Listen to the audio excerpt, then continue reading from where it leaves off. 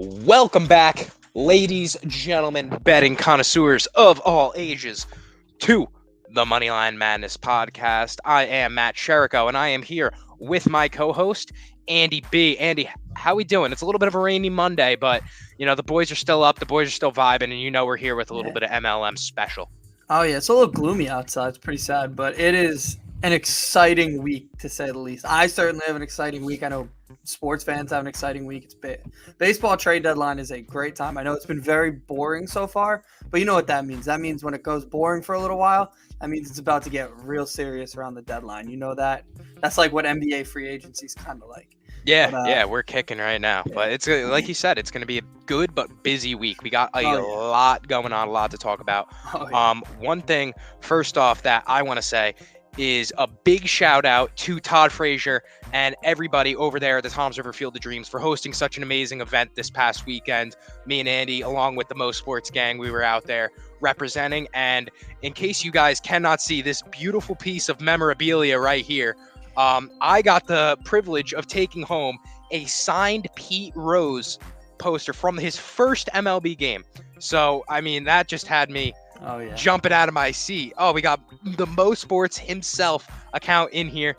And, what a better way to kick it off than with a little bit of fucking Pete Rose. Like, come on, man. From his first game, you can't beat that. So, big thanks to Todd for hosting that and having all of us. We really appreciate it and appreciate all your support for Mo Sports and Moneyline Madness Pod. Yeah, it was awesome. I wish I could have stayed later. I had some plans after, but I really enjoyed the time there. One thing I really realized, tall guys, him and Geo Baker, you feel like you're like 4 foot tall when you stand next to Todd Frazier. Then you stand next to Frankie Edgar, you feel like you're 6 foot tall. But Frankie's a little bit smaller on the spectrum, but Todd definitely. The guy's like 6'4".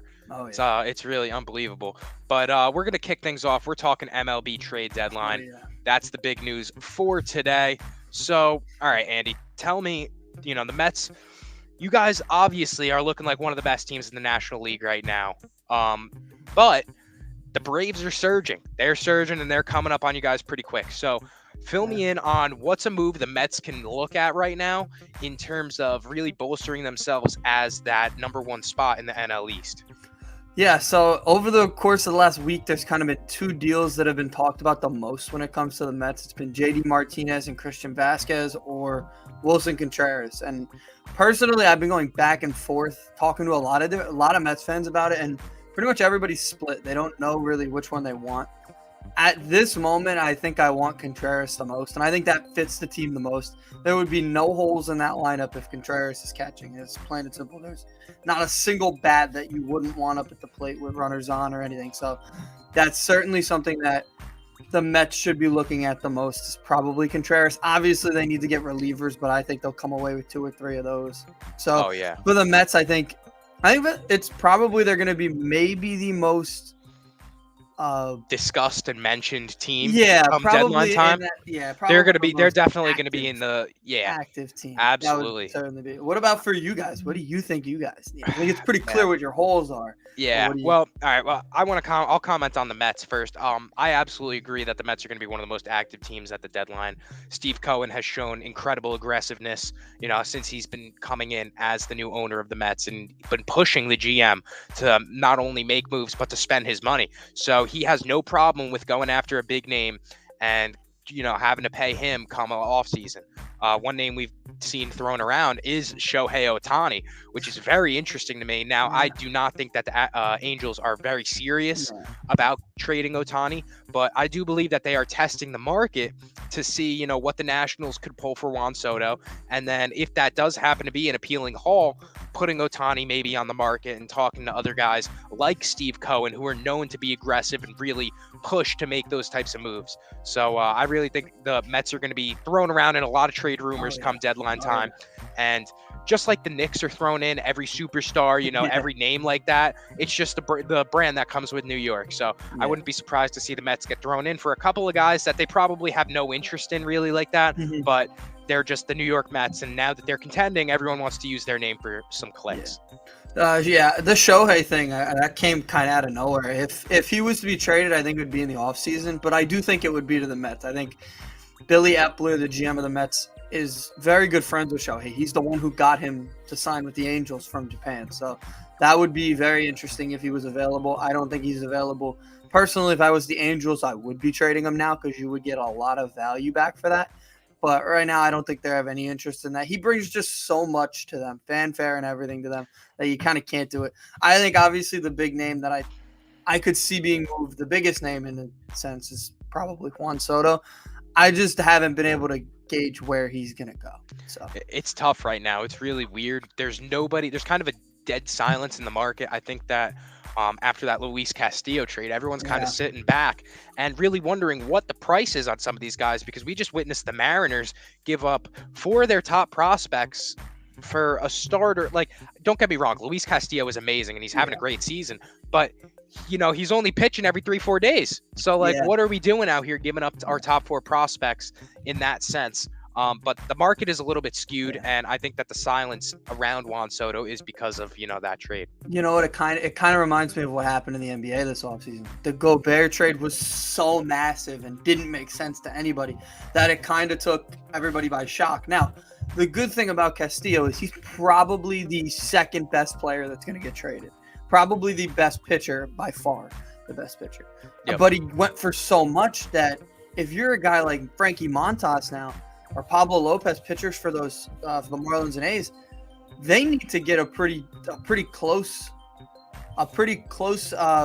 package as well, because they need to have, they have a list of teams that need pitchers now, like the Yankees, that are going to have to probably overpay for them, and the A's and Marlins love that. Why would you not wait until the end of the last hour till the deadline, get the very best offer you can? So it's going to be very interesting. There's a lot of names out there that have kind of been lost over the past week. Like, nobody's talked about Josh Bell. I think it's kind of a foregone conclusion. He's going to the Astros, but that deal hasn't been made CJ yet. Cron. I mean, some of these names that are getting tossed around with, like we said, with the Mets, they were thrown in on a lot of these guys, and we're really hearing some type of silence come right now.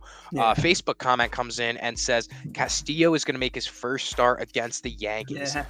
Oh man, that's brutal. It's brutal. Tonight, right? Yeah, that's tonight. And I'm gonna come with a pick later. Don't worry, I'll be there. I do too. But it's really tough because the situation. A lot of fans, they'll probably be mad at Cashman. They're like, why'd you let this happen? It's been a few years now that come deadline time, the Yankees have let somebody kind of slip out of their hands. But in this situation, it's really tough to blame Cashman. It was such an overpay that, I understand where the Mariners are coming from. They have an absolute monstrous, lineup of starting pitchers now. Robbie Ray, Logan Gilbert. I was going to say Logan Gilbert. That's not even tapping into the guys that are just, coming on the scene this season. Yeah. And now adding Luis Castillo to that rotation is really going to bolster them up. That's not a team I want to play in a 3-game series, because I don't know if I'm beating them in a 3-game series. That's tough. It's going to be tough. And for a team like the Astros or somebody like that, the Yankees really better hope that they could keep up this momentum or that first half momentum, I should say, and keep the number 1 seed, because if not, and you have to play the Mariners, things could get really ugly really quick. I think the Mariners are going to be a tough team to match up with for a lot of American League teams come playoff time. Yeah, and that Castillo move, like you said, I can't blame Brian Cashman for that. That trade, when I saw the package, I thought that's a lot to pay. But like I said, he's the best pitcher that was available. That's why he was traded on Friday. Usually the best player doesn't get traded till the day of. But that was just, you can't pass that up. Nobody was bettering that offer unless the Yankees put their number 1 prospect in, and that was not happening. So honestly, I think that deal had to happen at the time it happened, because I think the Mariners overpaid, and it is what it is. But hey, if it gets them a good spot in the playoffs, and then on top of that they have a good run, people probably won't, won't even think about it. To them, they're like the only team in baseball right now where just getting to the playoffs is enough. They haven't been there in 22 years. They need to get there. So they are okay overpaying, and I'm happy that they do. And honestly, in the MLB, it's a lot different with prospects in the MLB than any other sport. Yes.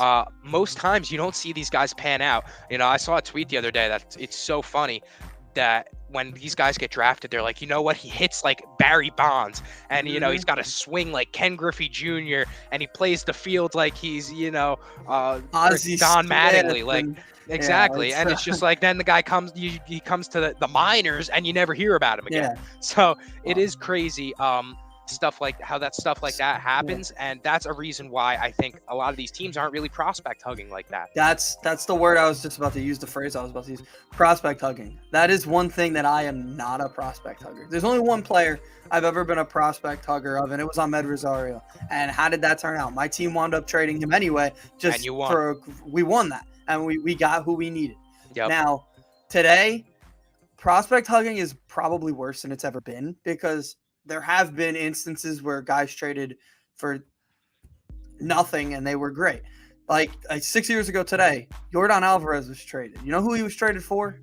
Yeah, Josh well, he was Fields, a reliever from to the Dodgers. I was gonna say, and think about the fact that if he stayed with the Dodgers, like the team that they would have today, like the team that they would have today would just be incredible. Yeah. Like it's immaculate, like the way that some of these guys, the hometown guys, they're able to come through the farm. Like it's pretty sick.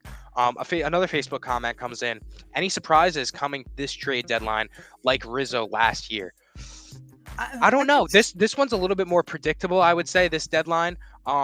Only moves that I could see really being surprising is maybe somebody buying in that we didn't expect. Maybe a team like the Giants, who we thought would be maybe sellers. Maybe all of a sudden their front office is like, you know what, we're not trading Rodon. We're not going to be trading any of our vets. Let's just try and, stack a couple guys and see if we can make a push in this second half. So I don't know if that's really where the angle I'm coming from. I can't see anybody really big getting traded and us looking back like, wow, I can't believe we didn't call that. Yeah, I would think the only surprises will probably come in the relief pitching market. It sounds like there's going to be a lot of relievers traded over the course of the next whatever hours, I guess it is, almost like 26 or something. Yeah. Over the next 26 or 27 hours, there's going to be a lot of relievers. In terms of a surprise, I think the only real surprise would be if Carlos Rodon got traded from the Giants. I think that would kind of surprise me, but even that, we've heard stories that it's possible he's getting traded. So Rizzo last year, I think it was more surprising where he went. Right, we were surprised that he was a Yankee. I don't know if we were surprised he got traded, but the fact that he was a Yankee, very surprising. And Baez to the Mets kind of came out of nowhere last year. I don't see that happening, but hey, anything's possible. So a team could wake up tomorrow and be like, or they could have a terrible night tonight and be like, all right, this team's not good enough. Hey, we saw it with the Yankees after they played the Mets. It seemed like somewhat of a rage trade coming after that Mets game for the Yankees to go and get Benintendi. Now, was it? Probably not. It was probably, anticipated and probably very, very planned by the Yankees that they were going to drop that news after the game. But it wasn't, it didn't seem premeditated to a fan, all the fans after coming right after the game. It seemed like something like you had said, a move that it was kind of made up their mind after they lost that game, like this team isn't good enough. Yeah. So that was very interesting this weekend that Benintendi made his Yankee debut against the team that traded him. I find that, I don't know how many times that's happened, but then stunk it up. So yeah. So, you hate to see it. You do hate to see that. Yeah. You had asked me before, what do I feel like the Yankees could do come deadline time? And I mean, it's pretty evident they need relief pitching with Michael King not tearing his UCL, but fracturing his elbow. Yeah. Yesterday was an awful time for Clay Holmes to give up his first home run of the season. Very inappropriate timing by him. And truthfully, Aroldis Chapman, you have no idea what you're going to get from the guy. So it really does come down to the Yankees needing relief pitching. They do need some outfield help, truthfully, if Stanton's going to be the way he is, it just seems like that guy can never fully stay healthy.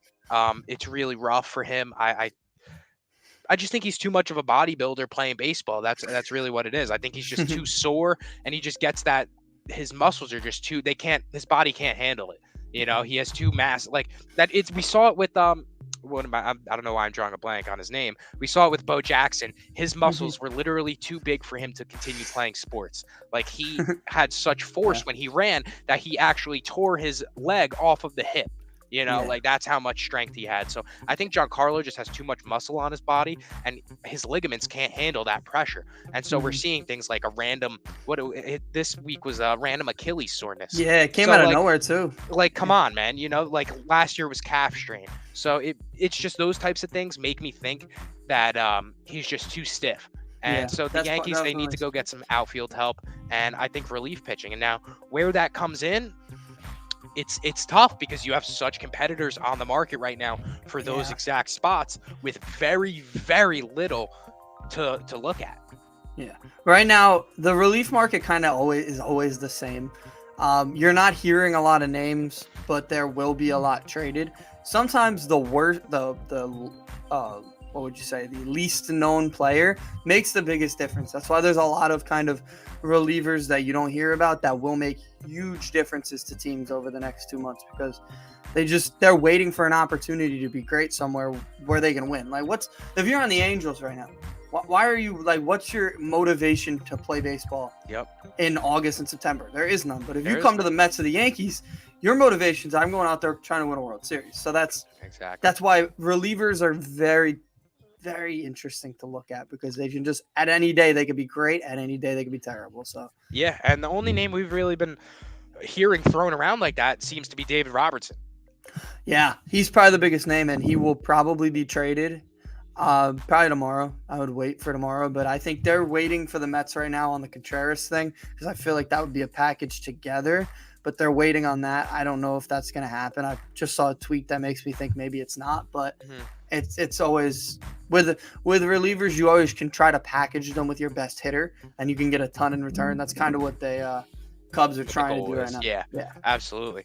So, all right, now any other names that you could think of, not Juan Soto, not Shohei Ohtani, that not a surprise, but a guy that's looking for a new home or you think could relocate and kind of find a new role? Because like you said, a lot of these guys are looking at it like my situation sucks. Yeah. If you're playing for the Pirates right now, like Vogie, he was stuck in a shit situation. Oh And yeah. now he's probably looking at the end of the regular season like, hell yeah, Oh let's yeah. kick things up before we make a playoff run. So Yeah. are there any guys in that situation, any role players somewhat that Yeah. you feel really could make a splash on the scene? Yeah, there's one that came to my head right away, and this is gonna be a crazy mix, and it's a trade that I was actually talking about with my brother last night. I was like, this would fit really well. Noah Syndergaard, a guy we hate, to the Phillies, a team we hate. Could Wow. you imagine that? Now listen, they said they're in the market for a 3 or a 4 starter. That's a solid. That's probably Noah at this point. He's probably a 3 or 4 starter. He's a free agent at the end of the year, so I expect him to get dealt. I don't know where. I think the Yankees and Phillies are probably two really good fits. I don't know if you'd want him on the Yankees, but that would be I think he would make a difference. I think he would come in and he'd eat innings. He'd be a solid pitcher in a playoff run. I don't think he's going to be the guy he once was. That's never going to happen again, but I think definitely with the Phillies, he can make a big difference. So I think that's probably the guy that came to my head first because he's pitched in a playoff stretch before too, so that definitely helps. Yeah, I really like. It's so frustrating as a Yankee fan seeing that they're interested in him because not only do we slander him constantly on the pod here, Yeah, but we also like. I don't want that guy on my he sucks now. He's a crybaby. He's a prima donna, and it's just I don't want that guy on my team, man. And it's sad when you're going into a deadline expecting a Luis Castillo type of deal, and then you have to end up with a long blonde-haired, not as handsome as Chris Hemsworth type of guy. Can I say that I think the Yankees are going to probably get Frankie Montas? I think that the price will come down tomorrow. I know Montas has another year of control, I believe, but I think the A's just want to trade him now. Get whatever the most that they can, and I think the Yankees realize that he's probably the best option right now. So that's probably going to be. I don't think Noah Syndergaard will be a Yankee. I think if he was going to get traded, it would be to the Phillies, just because they're not willing to part with the prospects that would get you a top flight pitcher. So I think that's where Noah would come in, be a nice, decent starter for them. Gotcha. Yeah, I mean, hey. If he wants to come on the back end, I guess. But it's just the problem is that Yankee fans, if the Yankees make a move, they're going to expect Noah Syndergaard to be what he was on the Mets. That can't happen. Not going to happen. It's simply not going to happen. But we can pray that Cashman makes that move for Montas, and then we have something to cheer about over here in New York. So that would be pretty cool. Because I mean, Hopefully. besides Aaron Judge, it's been kind of bleak over here for a Yankee fan. Yeah, yesterday was rough, and I laughed yesterday when I saw the Clay Holmes stuff because Yeah, I you're have you been playing hearing a on the lot about downfall. Clay Holmes, and Yeah, so that you probably have heard some takes that he's better than Edwin Diaz, I blah blah have. blah I blah. did. I I'm heard sure some you've takes, and seen I didn't some. like it. So I'm Those are pretty very happy. casual takes, I would say. I mean, as a Yankee fan, I would say that Diaz is having one of the better seasons from a closer that we have seen all Ever. time. Yeah. Like, I mean, he's looking better and more dominant every Yeah. outing. The guy's throwing 102-mile-an-hour fastball and then Yeah. comes at you with this slider that's It's just ridiculous. breaking mid 80s. Like, it's incredible. So Yeah. I would say that that's a pretty casual statement by whoever is saying that. Yeah. Um, Before we get to our picks, did you see the other day? He came in the ninth to get the save, and Ron Darling, the Mets color guy, he says he's gonna throw an immaculate inning this year at some point. He's like, it's coming, and he goes 8 for 8, 8 strikes, had 1 strike away, little foul tip. Unfortunately, 10 I pitches, saw it. 10 strikes. 10 pitches, 10 strikes is insane. Yeah, and for a guy that when he struggled, his struggle was the location. It's really insane. I trade the rumors suck Let's when they talk happen. bets. When they happen, they're the best. So Yeah, no, when trade rumors do stink, but when it all comes through, we're going to be talking a lot of who's getting serious in the MLB.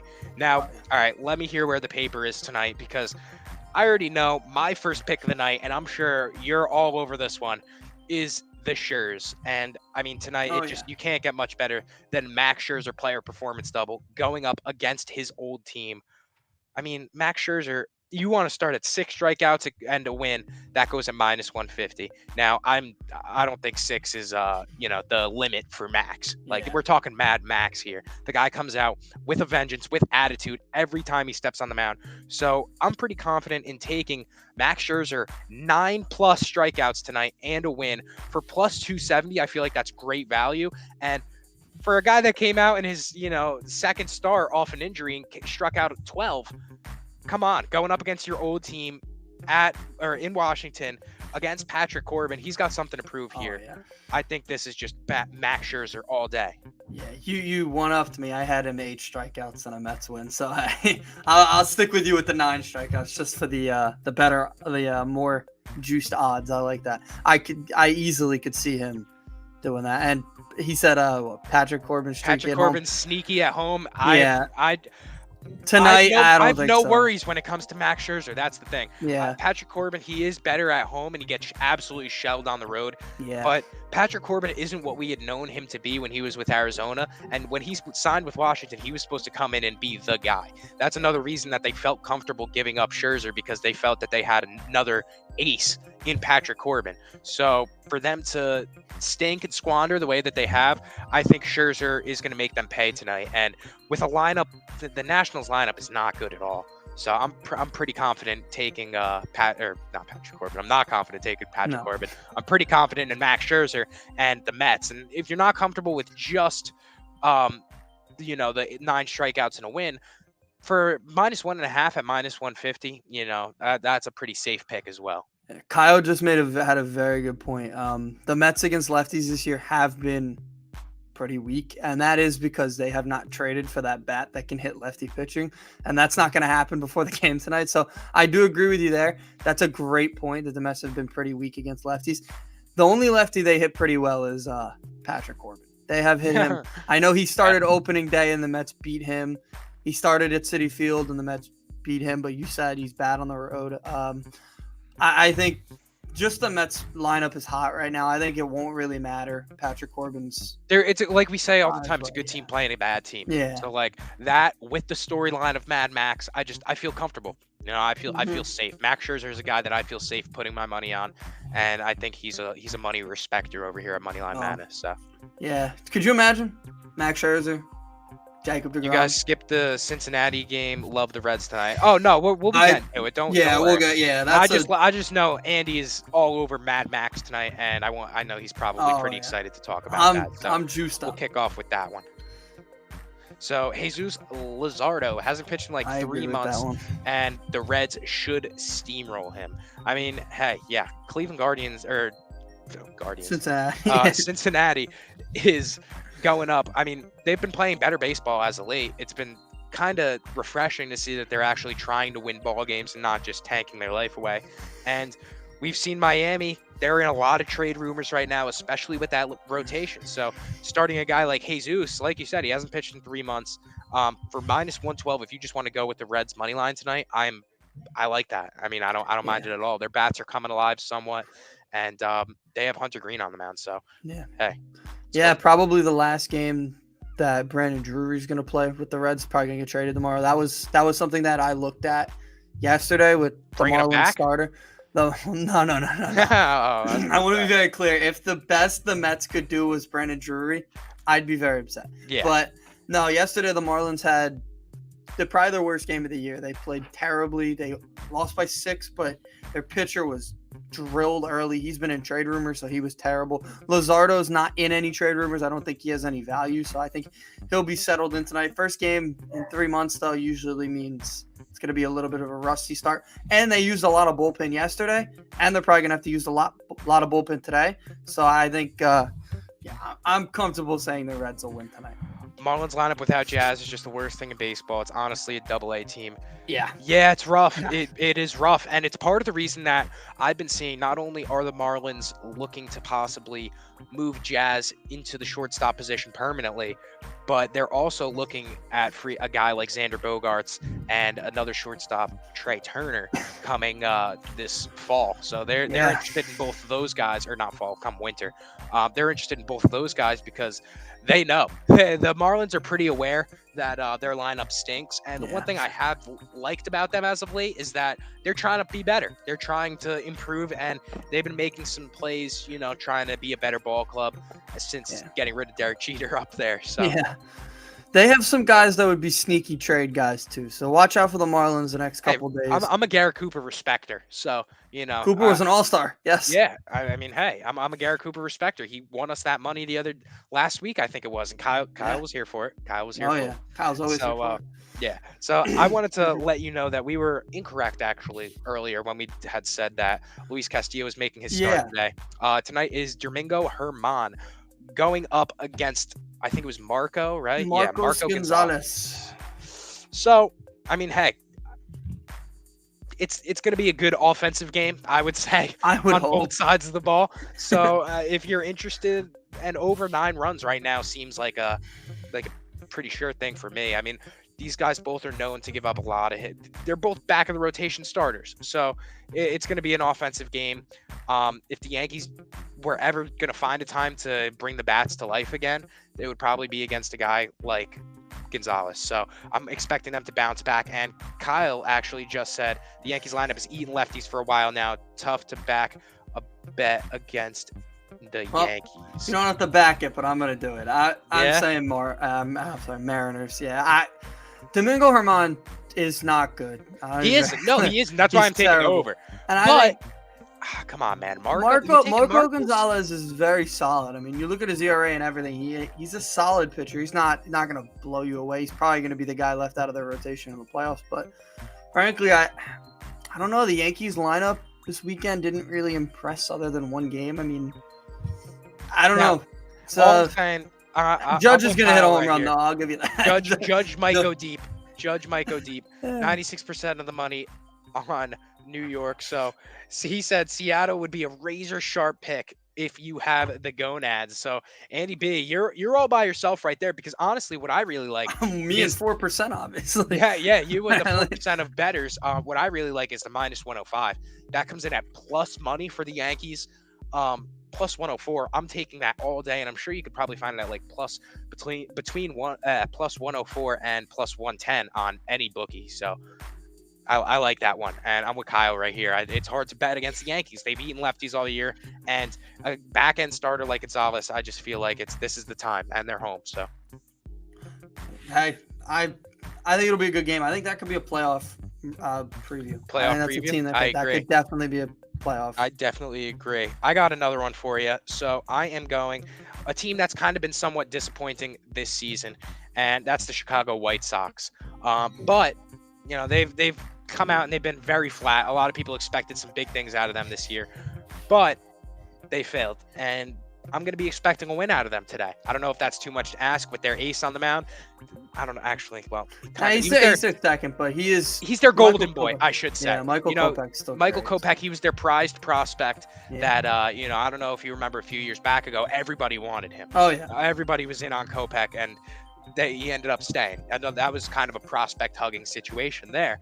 And I don't know if it necessarily worked out for them, being that he hasn't panned out to the ace that they wanted him to be. But we're going to be turning him for a win tonight, going up against the Royals. I mean, -1.5 comes in at +118. Yeah. You could take that for the plus money, or if you're not comfortable with that and just want to go for a win, the -162 is also somewhat appealing to me. Going up against the Royals, coming off, I think, probably their best series of the year against the Yankees. I really like that one a lot. Yeah, I do. I like that one. I had -1.5 on that because honestly, the White Sox are so confusing to me. If they decide to buy, and I wouldn't be surprised, they sneak into the playoffs. I don't know if they lose a 3-game series because they have Dylan Cease and Michael Kopech back-to-back. How are you going to compete with that with any of your starters in the American League? And then you got Giolito coming in for a third game who he hasn't been what we've known him to be. But at any given day, he could be great. Exactly. So, playoff atmosphere is just it's different for sure. Yeah. I'm with you on the White Sox there. The Royals don't impress me. I was very surprised they were able to sneak out the game yesterday. Yeah, I mean, barely. A lucky Salvi home run, a missed spot from Clay Holmes. That'll do it. That will definitely do it. As Michael K says, that'll do it. That'll do it. You got another one for me? I got one more. I got Houston hosting Boston. Nate Eovaldi on the mound. Don't know how focused he's going to be for obvious reasons. So I've got -1.5. Astros, Garcia on the mound. Me too. At home. I think, Boston's gonna have a weird couple of days, to say the least. So and they suck. They do suck. They're coming off probably one of the worst weeks in franchise history with the way that they've lost. Like their run differential this past week, it's been horrendous. They stink. So they're under 500. Let's kick them while they're down. Let's kick them while they're down, and we're all over the Astros tonight -1.5 for +118. Like Kyle also said, I think I'm on the White Sox -1.5 also with you guys. Hey. Listen, we got 3. I mean, I know Andy isn't backing us for the Yankees pick, but we have Yankees, White Sox, and Astros run lines all coming in at plus money tonight. I feel like those are steals. Definitely could be. I like the 2, the White Sox and Astros. Obviously, the one I didn't go with, I don't love that much, but definitely surprising. There's a little bit of plus money there. Yeah, Kyle says, I would love to fade the public and bet Boston, but honestly, how can I put any of my money behind Nate Eovaldi right now? No. Dude needs to up his meds. Yeah, they're bad. There's so much drama in that team right now, and that's not like they had to personally have a meeting with Xander Bogaerts and be like, hey, I know shit is hitting the fan, and I know shit's bad right now, and you're in trade rumors, but we're going to keep you here if that's okay with you. Yeah, they're, like I said, a weird couple of days. They have probably a couple faces of their team leaving, even without Devers and Bogart. Like, JD's probably not going to be there. Yep. I don't think Nate Eovaldi makes it past tomorrow, to be honest with you. I think he would be a good fit for, like, Philly or somebody. So I think it's going to be a weird night for him, and it might be a little emotional. I wouldn't be surprised if he pitches 3 innings. Honestly, if he comes out and he throws 45 to 50 pitches and then comes out. You know what wouldn't surprise me? If they have a deal in place before the game, I wouldn't be surprised if they have somebody on their taxi squad ready to pitch already. Like, yeah. That's why I think it's so weird that they're preparing him to pitch tonight while he's in trade rumors, because you can't, even if they're not going to trade him, it's possible you're talking to teams about him. So I think it's weird. That's the weirdest part about all this. Like, if you go, like, I'm going to the Mets minor league game, the Somerset Patriots game against the Mets team on Thursday, and like they don't have pitching probables out because they don't know who's going to be on their team this week. So it's very odd this time of year in baseball. But it you know what, it fires you up for the stretch run. So you gotta be happy about it. Yeah, I got one more pick for you. So tell me it's the Dodgers game. It's not the Dodgers game. I was looking at that one, and it's pretty interesting. I think that's going to be a fun game to watch. You got the Heen dog. It's a little Heen dog bump day. Dude, he is up .47 ERA. What the hell? I don't want to talk about it, man. Because he is so bad on the Yankees. Like, this guy just used to throw, like, meatballs. But all of a sudden, the guys put on that Dodger blue, and he just becomes fucking prime Roger Clemens on the mound. Like, that makes sense. Like, okay, pal. But my pick today, and I'm going out of limb and considering this a lock. I'm going into the Padres-Rockies game, and I am taking Manny Machado 2+ bases. And that comes in at plus 100 today. I like that. I'm going to almost consider that that's my lock of the day. I like that one. Manny Machado's been on fire, having an MVP-like season. I really think the only competition he's got right now is Paul Goldschmidt. Yeah. And I think it's Goldschmidt's to lose unless he gets hurt. Austin Riley's been a little sneaky, but he has. I would probably say the top three are, Goldschmidt, Riley, and then Machado. Yeah. And Riley just really came in through this past win streak that the Braves have had. So I really like Manny Machado today. Going up against the Rockies, the guy's been electric. So 2+ bases doesn't seem very hard for him. At plus 100, a lot of plus money plays today, and I'm liking all of them. Yeah, I like that one. That one's definitely good. I think he's finally healthy. He went through a week or two where he still had a little bit of a leg injury, ankle injury, I believe it was. I think he's finally healthy. He's starting to get his feet back, and he's been great. That team could be really good when Tatis comes back. That lineup is insane. When he comes back, if he comes back, it's just like he stops driving his motorcycle around. It's things are getting out of control with Tatis. And honestly, I'm getting somewhat sick of it. So I am looking right now at Kyle's comment, and he says, I haven't finished capping this game yet, but Arizona at plus 135 seems like a sketchy line to me. It seems like books want everybody on Cleveland, with 92% of the money being on Cleveland. He might take the D-backs. Andy, what do you feel about that? Yeah, I'm with him. Honestly, when I was doing my card, I looked at the Guardians at plus 125 at minus 1.5, and I thought, that's weird. With Cal Quantrill on the mound, it doesn't really stick out to me. And I think, honestly, the Diamondbacks aren't a bad team. They did just trade David Peralta, so the lineup's a little bit weaker, and it probably will get weaker as the days go by. But tonight against Cal Quantrill and with Davies on the mound, I was going to say, really Zach Davies has been their best guy. Him and Gallen have been. It does surprise me that that's the way that it is, and I agree with them. I think they're trying to get you to take Cleveland.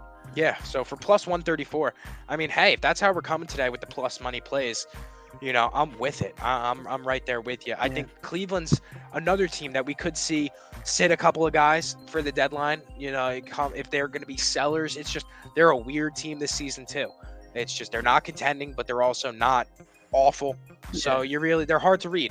But like Kyle is saying, sometimes the books with the money, it could be a little bit telling right now. So if 92% of the money is on Cleveland, that plus 134 is looking more and more appealing by the minute. How much do you think the books take into effect that a player might be traded that day? You think they take that into effect at all? Like, I feel like the Evaldi one should be like... It's tough. It's tough to say. It is odd. because that I would think if any game would be impacted, it would be that Boston game. Yeah, right. That's a literal. That's a guy who I would not be surprised if tomorrow he was sent to another team, to another city, and he's pitching tonight. Which kind of weirds me out. Yep. Should be fun though.